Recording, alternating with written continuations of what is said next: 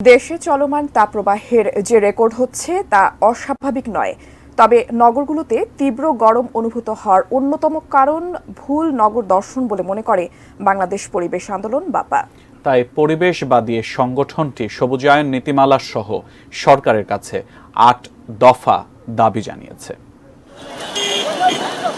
April মাস জুড়ে চলছে তাপপ্রবাহ। এরই মধ্যে ৪৩.৮ ডিগ্রি সেলসিয়াস পর্যন্ত তাপমাত্রা রেকর্ড হয়েছে দেশে। কোথাও স্বস্তি নেই, হাঁসফাঁস জনজীবনে। এমন বাস্তবতায় দাবদাহের তীব্রতা দায়কার, করণীয় কি শিরোনামের সংবাদ সম্মেলন করেছে পরিবেশবাদী সংগঠন বাপা।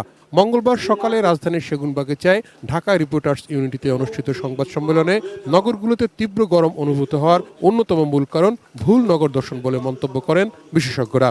ঢাকার ফুটপাথগুলিকে ন্যূনতম 15 ফিট করে ফুটপাথের সাথে সাইডওয়াকে গাছের সারি লাগিয়ে নতুন ঢাকা সৃষ্টি করতে যে পরিমাণ অর্থের প্রয়োজন এবং তার যে পরিমাণ গণমুখিতার উত্তরণ, তার বিপরীতে এলিভেটেড এক্সপ্রেসওয়ে প্রায় 22% অতিরিক্ত খরচে মাত্র 13 থেকে 17% মানুষের সেবা দানের প্রকল্প ঢাকায় চলছে। ঢাকা বিশ্ববিদ্যালয়ের রসায়ন বিভাগের অধ্যাপক আব্দুল সালাম বলেন, সরকারি কর্মকর্তারা সবুজায়ন করার নানা প্রকল্প নিলেও ভালো ফল কোনোটিতেই আসেনি। এখন আর কোনো সবুজ এলাকা দেখা যায় না।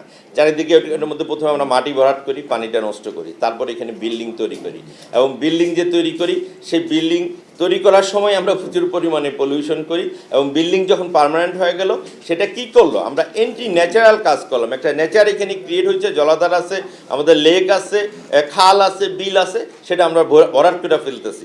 সবুজায়ন ফিরিয়ে আনতে না পারলে দেশের অবস্থা প্রতিনিয়ত খারাপের দিকে যাবে বলে মন্তব্য ঢাকা বিশ্ববিদ্যালয়ের ভূগোল ও পরিবেশ বিভাগের অধ্যাপক শহীদুল ইসলামের। রাষ্ট্রের অবহেলায় আইনের ফাঁক দিয়ে পুরো সিস্টেম দেয়। তা না হলে রাষ্ট্র একদিক বলছে বন করো, আরেক দিকে রাস্তার পাশের গাছ কাটছে। রাষ্ট্র একদিক বলছে সবুজায়নের কথা, গ্রিনের কথা, গ্লোবাল ওয়ার্মিংয়ে রিডিউসের কথা, আরেক দিকে রাস্তার আইল্যান্ডের গাছ কেটে ফেলছে।